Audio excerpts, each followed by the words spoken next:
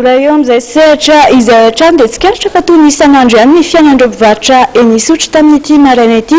Tsy dia narisika loatra miatrika ny fifidianana ireo mpivarotra raha ny tsikaritra ary avy hatrany ny fanadihadiana. Ety Isotry no misy atsika amin'izao sary izao.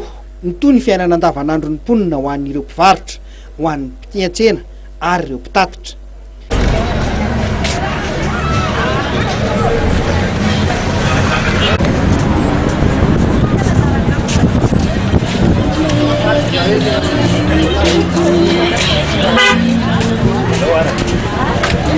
Tsy dia marisika loatra hamonjy ny toeram-pifidianana fandatsaham-bato ireo mpivarotra no ny asan'ny fiveloman'izy ireo raha ny fanazavany.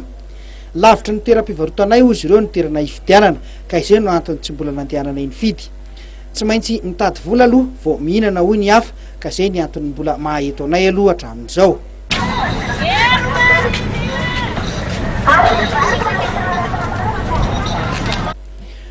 Ho an'ny hafa kosa dia nandeha nifidy ihany izy ireo aloha vao niroso tamin'izay asany andavanandro izay. Mbola any amin'ny 900 any moa vao hikatona tanteraka ny birao fandatsaham-bato rehetra rehefa tsy misy milahatra intsony. Saika ny olona tsy tafiditra tao anaty lisam-pifidianana ihany aloha hatreto ny tena olana matetika amin'izao eny amin'ireo birao fandatsaham-bato maro eto an-drenivohitra.